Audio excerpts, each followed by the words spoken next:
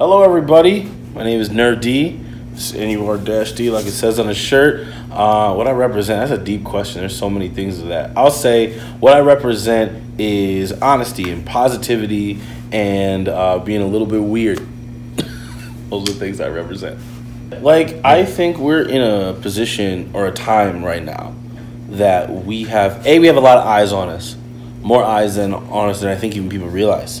People are coming through to look and see, hey, what does Minnesota have going on? Not just Minnesota, but like the northern Midwest area, but Minnesota as a focal point for that. So with that comes a lot of different opportunities for artists to come through, bigger artists to come through, which then elevates the amount of people looking again, which then affects the local scene. And that's where we're at right now. We have all these local artists that are super talented, are building brands, not even just building like, oh, it's a mixtape here or a mixtape there. They're building brands around themselves and marketing themselves or on their own social media. They're making their own festivals. They're making their own groups. You know what I mean? And it's like the idea that people here in Minnesota are waiting for some label to come up and pull them up. I don't think that exists now.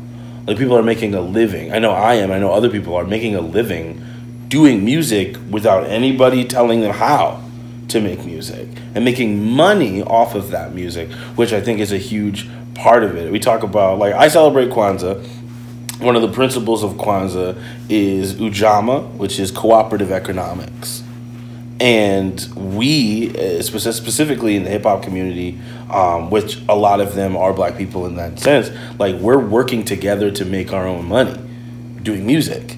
And it's like we invest in ourselves, we invest in our music, and then it trickles down into the level of music we can make. Because when we're making money off that music, then we can start making more like professional quality stuff. So the people that we have right now in our city that are blowing up are these really talented cats. And so when I get to be a part of what some of the stuff that's going on, I'm like, it's such an honor. And it's not like we've never had people who are talented before. It's not like in the last 3 years it's suddenly just become like super talented. I think it's just that the idea that it's a viable source of income and life and things is becoming more and more prominent. And so you see more artists coming up because they have an opportunity to grow, which I think is awesome. Yeah. Like, how did you, let's go all the way back. How did you start? So I was in rock and roll. I was in rock and roll when I first started out of high school. It was funny. I don't talk about it a whole lot, but when I had sat down with the Star Tribune to talk about where I was and how I've gotten here, one of the things I made mention of, which I don't think a lot of people hear, is that I was a black kid in a majority white neighborhood in Rosemont, Minnesota. Shout out to Rosemont. And a lot of people just assume I would do hip hop just because I was black. And I remember me having a big aversion to that. Like, I would just be like, no, I'm not going to do that. Whether or not I liked hip hop, I did. And whether like I thought I could do it, that I wasn't so sure. But like the idea that because I was black and people told me I would, then I wasn't going to. And I was very like, I don't want to do that because people are just going to assume I am. And so I did rock and roll instead. Not that I didn't like doing it. I did. I enjoyed doing rock and roll. But after like the love came out of it, after I was just doing it just to do it, to prove that I was going to make it, you know, and it stopped becoming about the art and the passion and the fun. It was just becoming about like, how do I prove these people wrong? And it stopped being fun. So I was doing rock and roll for a while, like 8 years, with different names, different bands. And when it got to the point where I was like, all right, I am actually just doing all of this without any real reward, you know, either emotional or financial or anything. Like, I'm just doing it now. I said, okay, let me try something else. And I remember I had written some raps because I liked to write raps when I was, I used to write raps with help with writer's block. So like I would be writing and I'd be like, oh hey, that's kind of cool, and like okay, cool. It helps me gets the brain flowing. And I'd written a couple of things, and I remember recording it on the church I was going to at the time. I had a laptop computer, and I had a snowball mic that I borrowed from a friend that I still have. And I really should probably give that back.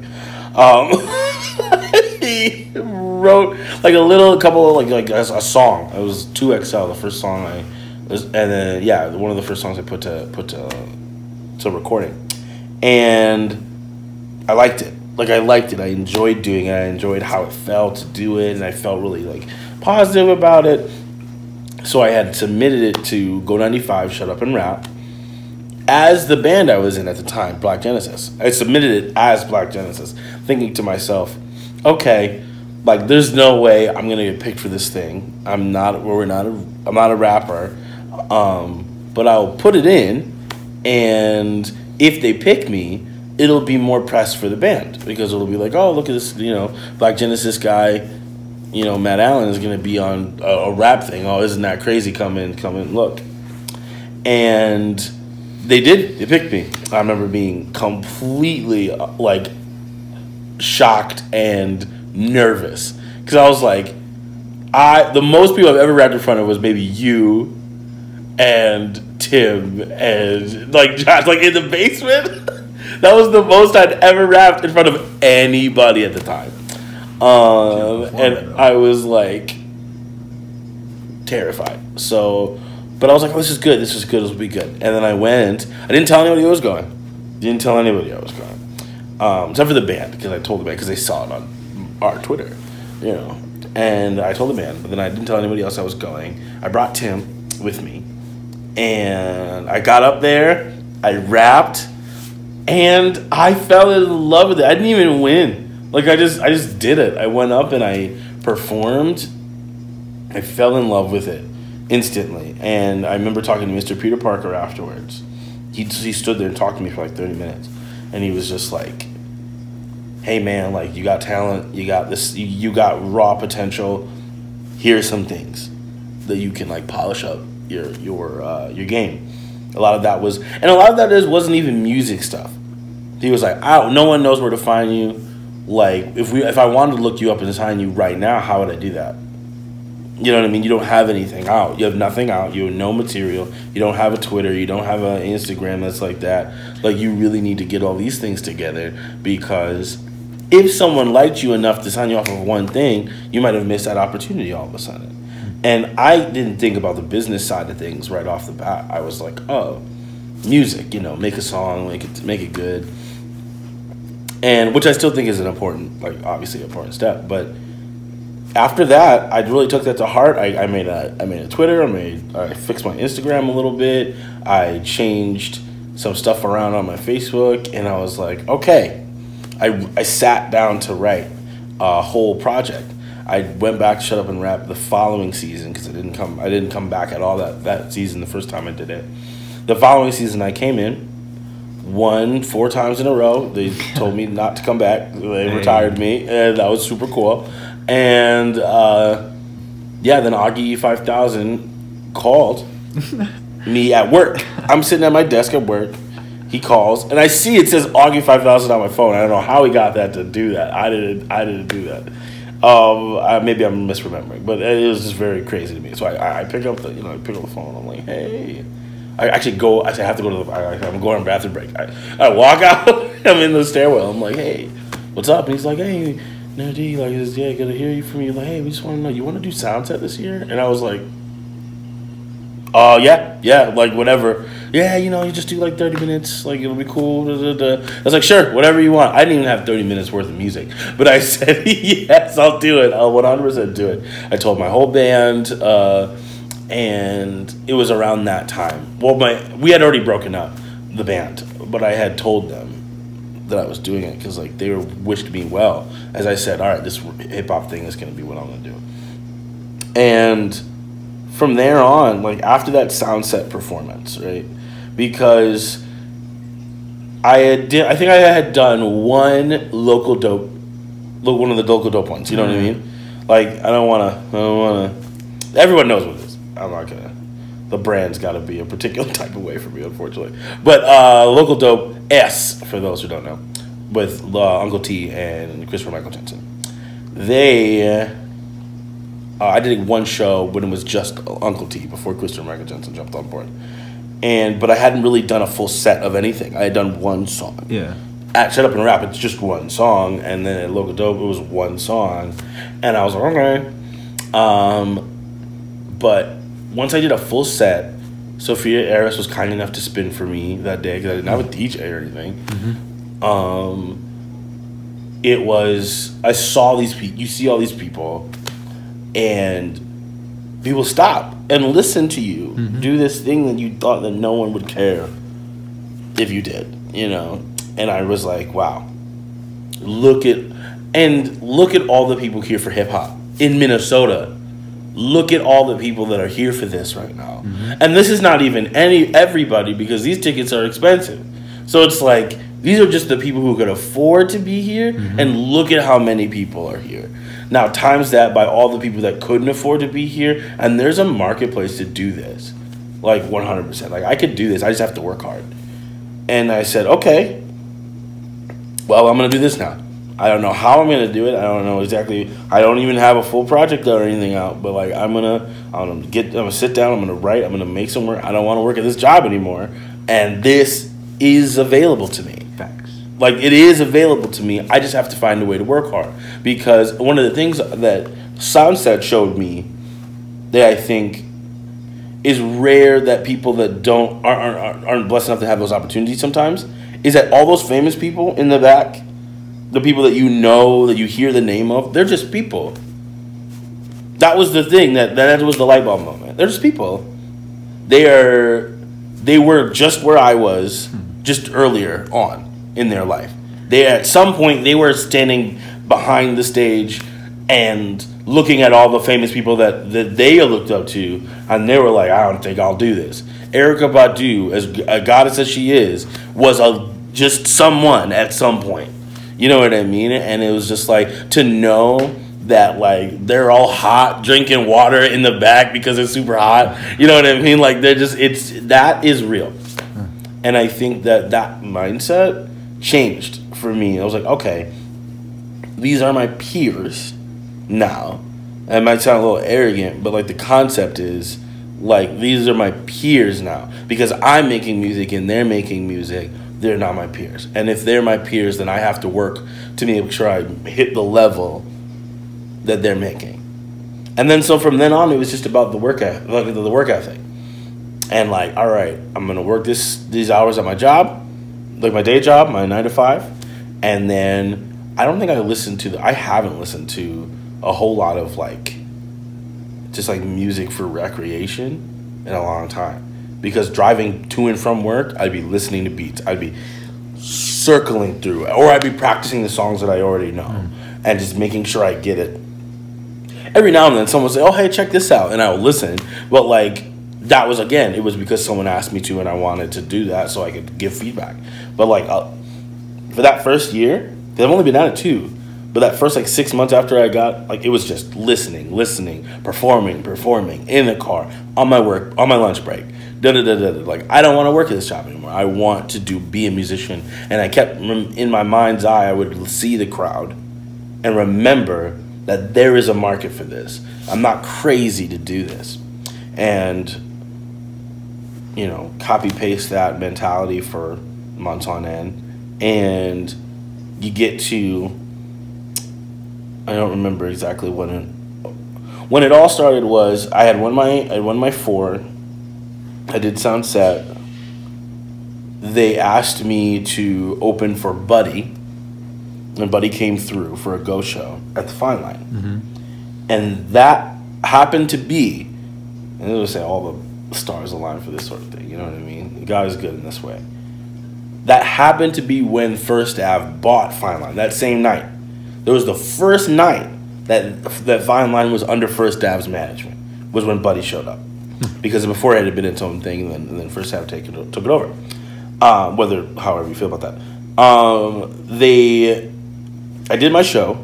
It was just a laptop. Like I didn't have a consistent DJ for something like that.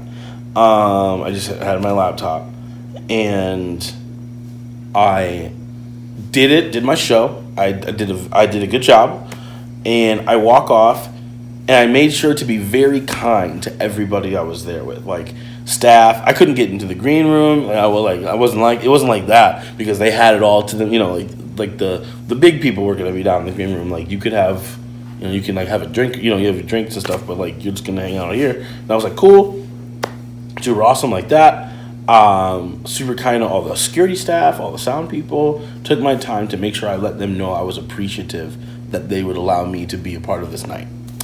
Then, when I was leaving, the security guard, one of the security guards, who was super cool, still see him now, he came up to me, he handed me his card. He said, hey, like, this is my information, but this is also has information for the booking guy for First Ave stuff. Tell him that I told you to book you at something, because you did a great job, and you seem like a really awesome person, and like just use my name. So I did. I emailed the guy. I was like, hey, hey, this so and so told me to message you. He was like, oh yeah, he said that you would be doing this. They got me on to my first show at 7th Street, which was when I did a New Year's Eve sort of thing. I had Lieutenant Sonny on there with me. I had Minneapolis Drew there with me. I had Jake Giller there with me. Shout out to Jake Giller making top 5 city pages, hip hop, top 5 hip hop artists. That's really cool to see his name up there. So it was a really fun night, and then I get an email from them a little bit after that. They say, hey, do you want to open for Greaves? For Greaves from Rhymesayers. And I say, sure do. Sure do. Yeah, I bet, let's go. Did that show. Super fun. And then from that show, Brother Ali messaged me. So he messages me on IG. He just hits it like, hey, Nerdy, hey, you did really great. I can't do it. I can't do it. I don't want him to. I'm not gonna make it. I'm not gonna do him. But hey, you did really great. It's whatever. And my first thought was like, this isn't Brother Ali. That was like my first thought. It was like, nah, what is this nonsense? Who is trolling me right now? I see the blue check, and I say, let me check this out. So I check it out. I'm like, oh wow, this is Brother Ali's Instagram. So I message him back, hey, big fan. Thank you so much for saying that. Like, that's super kind. And then he reaches out. He says, I'm sure you know this already, but N-U-R in Arabic is light, is spiritual light.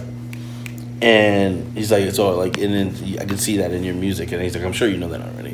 And I was like, in my head, like, I did know that. I had no idea. And I was like, should I say I don't know that and be honest, or should I tell him, oh yeah, I'm just cool like that? I ended up being like, I didn't know that. Thank you so much for sharing that with me. And it actually really did mean a lot, because when I had started, it was N-E-R-D originally, and I changed it because I kept getting Pharrell's band N-E-R-D every time I would post it in Google. It was getting very frustrated, and I bounced around with all these different names, and but then like I settled on this, and it just felt right. And now hearing that, I was like, wow, look at how that all works out. And so all that to say, because you asked me where I started and how I got to where I'm at now. So we went. Brother Ali messaged me. We ended up going on tour together. We traveled the Midwest. It was a very eye-opening, amazing experience. I'll never forget in my life. Like, I had never been on tour before that, and it was just spectacular. And all of that happened because I got over my fear of people judging me for rapping in the first place. Like, who knows where I would have been years earlier had I just been like, I like doing this, and yeah, I'm black, and yeah, it's hip-hop, and yeah, some people might go like, oh, it's just another black guy doing hip-hop. But you know what? Yeah, of course. This is our medium. why wouldn't I be doing this? Why like this is an art form that black people pioneered in the Bronx. Like why wouldn't someone born in the Bronx and like why wouldn't you take the time to do that? And so like my fear of being judged kept me from doing a lot that I wanted to do. And now I try to live myself all the time. And so yeah, that's kind of like the full circle of it. If that's a good story. So, and that's where we're at now. Now we're here doing shows all over. I do music full time now. So so the epilogue of that, no pun intended. The epilogue of that is that so to tell that endings thing. So there's another rapper, and I don't like to throw shade on people, so I won't. But there was another rapper that had asked me to go on tour before Brother Ali did. And in order for me to go on tour with that rapper, I would have had to quit my job. And I had asked my job if I could just have the time off, and they said no. And I was like, okay. And I talked to my girl, and I was like, Sarah, my fiance, and I was like, all right, I can not take this opportunity, keep working, money's steady, it's regular. We could make more money on this tour than if I was working, but that's just a tour then. When it's over, then I have to find a job, and we're trying to get married, so like maybe just like hold off on this music thing for a little bit. Like, or pulling the trigger on me doing full time with the music thing a little bit. Or I take it. We risk the biscuit. And in all fairness, I was like, I don't want it. I wanted to keep the job. After all this work I had done to like try to get out, I was worried. Like again, that initial like worried. I was worried that if I took this position, like I took it and left the job, then it would be like this mistake, and then we wouldn't have any money, and then here we are on the street. And Sarah was the one who was like, "You're taking this tour. Like, what are you talking about? All day, every night you come home, you're writing. Every time you're doing it's driving the car. Or you don't even listen to music in the car. We listen to beats in the car. Like, no. You're taking this. You're doing this and we'll figure it out. Like, we'll figure it out. Should we? That's why it's great to have good people around you in this business, especially music. Like having good people, supportive people around you. Like, I don't understand people who are with people that don't like their music. I don't understand that concept because it's so emotional to have that. It's so wonderful to have that support. So shout out to Sarah. She was like, no, you're doing it. So I was like, okay. And I remember I asked one last time if I could just have the time off. I'd be happy to come back. It was like 12 days. Like, it was just 12 days. I had PTO, so it wasn't like it was a crazy thing, but they just didn't want it. They didn't want to do it. So I was like, okay. I put in my 2 weeks. Well, no, they said, okay, you can't go. And I was like, all right. And then I said, well, I told Sarah, I was like, all right, well, looks like I'm quitting. Looks like I'm quitting my job. Like, I'll put my 2 weeks in next week. And then 30 minutes after that, Brother Ali had messaged me. And that tour started right after that first tour started. So I was like, look at that. And had I not already in my mind was like, I'm quitting, I would never have accepted that job because I wouldn't have been able to do both. And so, but that first tour didn't end up actually happening because the guy, the particular MC, if you will, was kind of a dick. So that's the best thing I could say. So it didn't end up happening for me anyway. But because I had already quit my job, I was able to go on the Brother Ali tour. And so it all worked out. Like I keep saying that God got me out of that job. He gave me this one tour that wasn't going to work out so I could get on this Brother Ali tour, which would be the thing that launched my career to the next spot. Because after being on stage with Brother Ali across the Midwest, I was offered so many other positions. And then from there, I've been doing show after show after show, and now I do music full time. And it's the best thing ever. It's a lot of work. The work doesn't stop. I think a lot of people think that once you become a full-time artist, that your work, like, then you're just living a dream.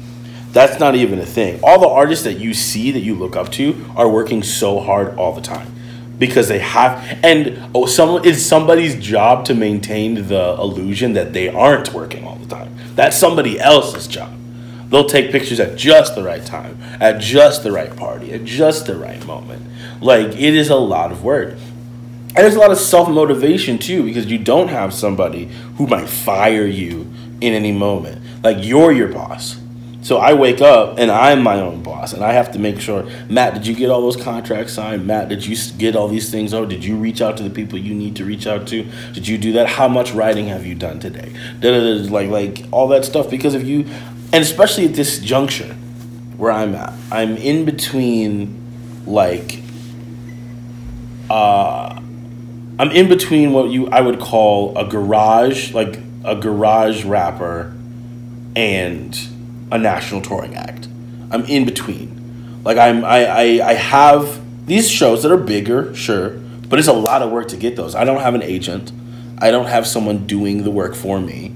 Like, I don't have someone doing the tours for me. I'm still in the garage. I'm still pushing to get to that level. Now, whether I'll ever hire a team, I don't know. You know what I mean? I like doing it myself. But, like, I'm in the between. I'm not just no one knows who I am, but I'm also not anybody special. So it's like, but it requires a lot more work because you have to put in the grind every day. You have to be making new music. I'm like working on 2 projects right now simultaneously because I don't want to be caught with too long of an absence without making new stuff. And yeah, so it's just a lot of work. Like, me making music and making music your profession is a lot of work. And nowadays with streaming, and you can't just make a whole living off of one album. It's not a thing anymore, unfortunately. It used to be like you want to beat it, you have to buy the whole album. It doesn't matter whether you don't like the rest of the songs. Nowadays, if someone likes one of your songs, they maybe stream it a couple times. And that is a cent of a cent of a cent of a cent.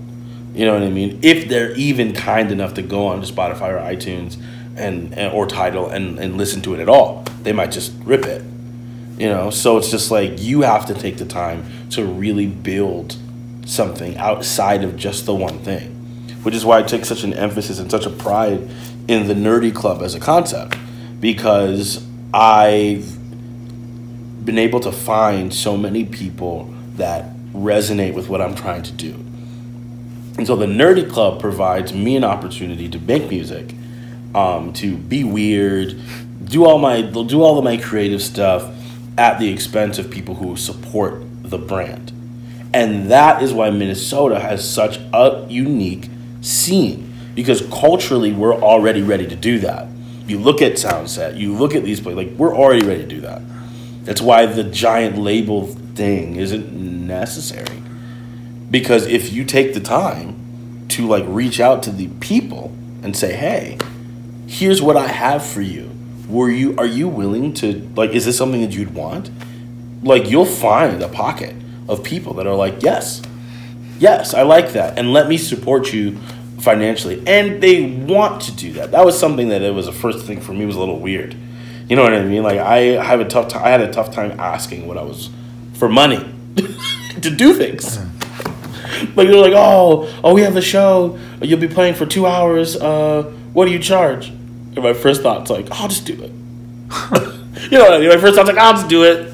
I love performing, because I do. But I'm like, okay, hold on. I have a rent. I have a light bill. I have stuff. And as a performer, I had to learn to make sure to ask what I was worth and to be firm about that. And that's a lesson to you artists that are low. I know there's a lot of artists. I know I'm an artist that listens and watches this, but I know there's a lot of artists that do. Yeah, like venues and people, and they know that you're worth something. This is why they're asking for you. Your art is a commodity, and it is something that is worth financial compensation for. This is a business as much as it is an art form, and so it's important that you ask for what you think you deserve. That's not bad. That doesn't make you selfish. It doesn't make you a sellout. It doesn't make you anything like that. Like, if you think that what you provide is worth money, and it costs you money to go to the studio, to do all this stuff, to buy pens and paper, to take all this stuff. If it costs you money, then you should be able to use it to replenish yourself. So make sure that you take the time to do that, and that they treat you correctly when you do that. I've had shows where like they don't pay you when you show up, and I'm like, that's the weirdest thing to me, you know, where it's like, oh, if you went to a restaurant, you wouldn't just eat and leave and say, I'll pay you in a month. You would compensate artists effectively. Now, I'm very lucky to say that most of the places and people that I deal with, that's the case. But it's because I've taken the time to be like very forthright about like, hey, this is my job. This is my job. My rent's not paid on good intentions. Like, this is my job. I love doing music. I love it more than most things. But because of all the work that I did to get here, the sacrifices that I've made, the sacrifices that my partner has made, the sacrifices that my friends and family have made to just get me to this position, you know, I have an amazing band that works for a lot less than they're worth. Just no cap. Like, they work for a lot less than what I'm able to pay them. But they are doing it because they believe in the dream. So I can't, therefore, then go like, oh, well, whatever's whatever. I have to be like, hey, this is what I promised them, and so I'm going to need this. And that's it. Like, there's full stop, period. I don't really have a room to negotiate. There's a certain level where every artist has to do that. And I tell young artists, like, even if it's like, set it low if you feel uncomfortable, because it's hard asking people for just give me this money. Sometimes more money than you've ever seen. I remember my first check for a $400 show seemed like I was robbing people in my head, because A, low self-esteem, but just like the concept of like, a $400 paycheck for something that I love to do seemed like I did something wrong. Because anytime you see that kind of money beforehand, you're slaving away and you're doing all this work and you're like beating your body or your mind up, and then you finally get that paycheck at the end of the 2 weeks or the end of the month or whatever, you get your paycheck, and it feels like you've worked for it, you know? And then, but here I am performing and loving every minute of it, and they give me more money for this than I've ever seen at some points, and I was just like, something doesn't feel right. But we've been conditioned, I'm preaching now, we've been conditioned to think that the only way to make money is off of the back of your disappointment, and I don't think that's cool. Like, that's how capitalism has kind of like wrecked us in its own way, where we're working and grinding and fighting and bleeding and dying in some cases for companies that would just replace you. And so it's odd to ask for this kind of money for doing something you love, because we've been conditioned to not do that. Well, if you like it, you'll just do it. You know what I mean? Don't you love the art, you'll just do it. And like, very rarely does that come up, but when those instances that it does, it is heartbreaking, because that is true. I do love it, but that's not right. You know what I mean? Like, I should be able to make money off of this, but we're tricked into thinking that it's not. And the people that are doing the tricking know that that's not the case, because they want you there, because they know your presence will elevate whatever it is that they're doing. Tuvok the Word. Go check out Tuvok the Word. Go shout out Jay Giller, Melly Mike, Bayo Raps is really great. Lieutenant Sonny. SJ the Afrocentric Ratchet is fantastic. Mike Dose, who just opened for me at Udapils, he's an amazing young artist. He's got the miles ahead of him. I don't want to forget anyone super important. I said Minneapolis Drew a couple times already, but he's a great friend of mine. My DJ Hayes, is fantastic. Everything he does turns to gold. The man is a true inspiration.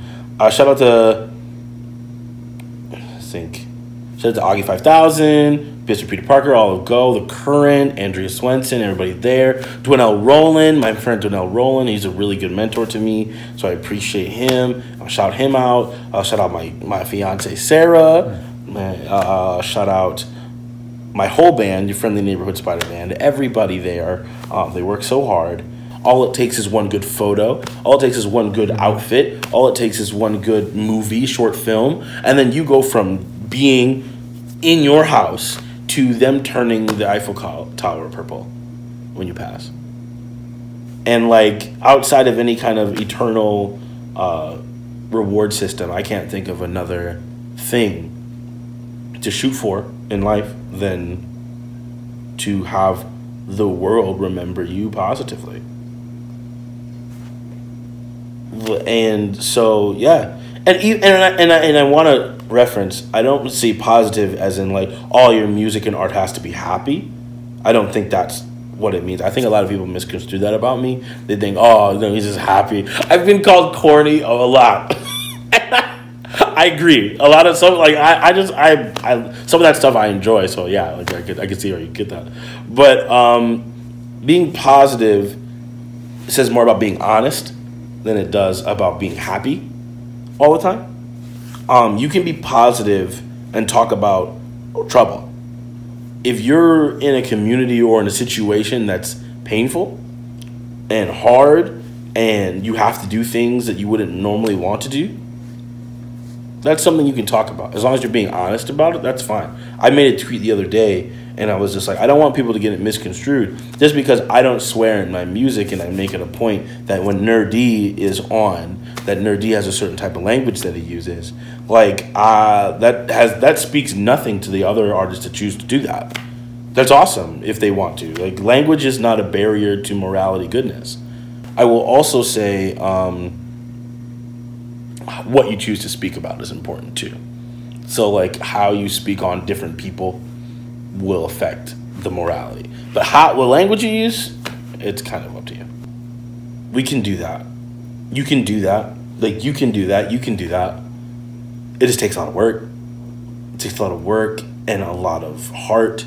But you can do that. It's just the game looks different now. And you have to be willing and able to learn about the beast that you're working with. And so I'm trying to do that. That's what I'm trying to do. I love the music I make. I love the people that have supported me. The Nerdy Club is amazing. My band is amazing. My partner is amazing. Like, I am blessed beyond measure to be able to be here and do this. And even do this, sit here with you and talk, ramble on about Minnesota music. This is amazing. You know, this is this kind of thing.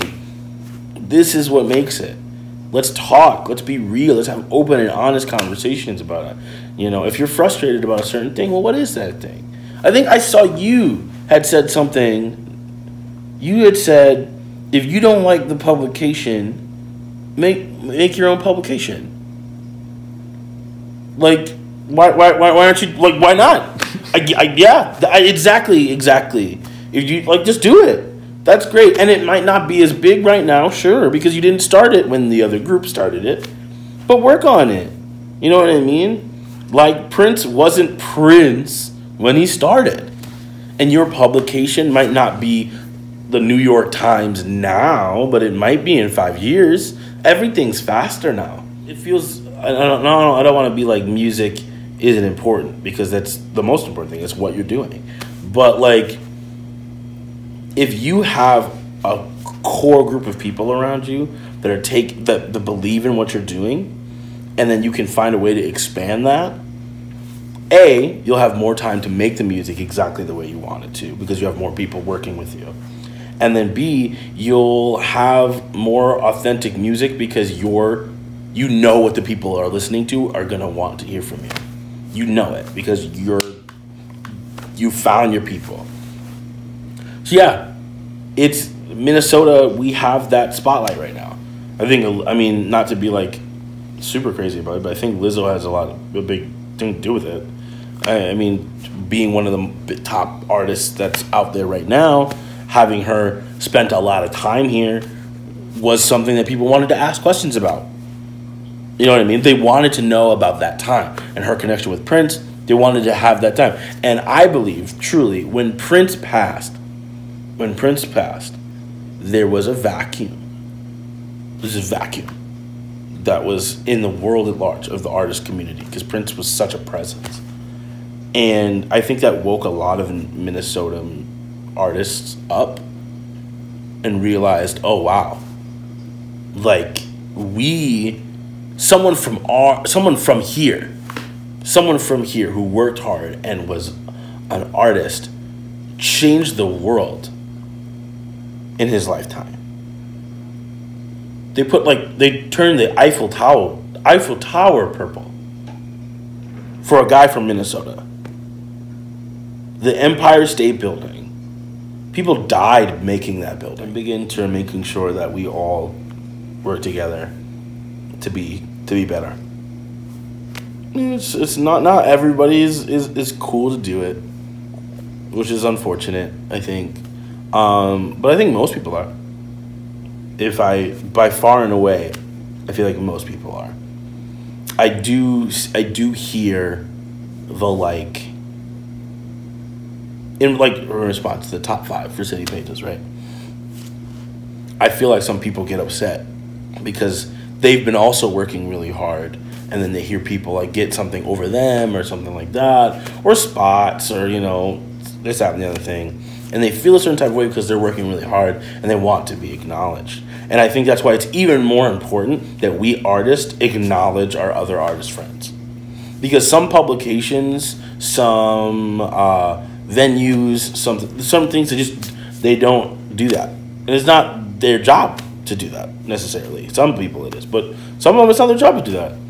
Like I tell local artists all the time, the radio has to play what's going to have people listen so they can sell ad time. And you said some right there, and I would say it would be most. Yeah. In this particular area. Yeah, I would agree. Okay. I would agree. It's most. It's definitely they have to put things on that people will read or people will listen to, so they can sell ad space, so they can put something else out that someone will read and they can sell ad space. That's why I do this. It's that's a part of it. So which is why it's so important to do stuff, not necessarily exactly like this, but it's so important to do stuff like this. Build your group, build your tribe, build your collective, whatever it is, because that is going to get things rolling faster than anything else. I tell people a publication will talk about someone who's saying "Twinkle Twinkle Little Star" badly over a masterpiece if that "Twinkle Twinkle Little Star" person has 10,000 people that are there to listen. That's just the long and short of it, because that's the business that we're in. Well, the business that we're in is cyclical. So, take the time. Find the people that resonate with the things that you resonate with, and try to find a way to gather more people into that group. Everybody has something that, if you are saying it, that means there's at least another person who feels about it. There's 7 billion people on the planet. If 1% of those people feel the same way that you do about the same things you do, that would have, and if each of them bought $5 tickets, you would be set for eternity. So just think about it like that. Take the time, build your fan base, build the people that will listen and go to bat for you and all of that stuff, because that will blow up faster than anything else. And then your talent can be truly seen by the people whose job it is to just report on who's popping. That's their job.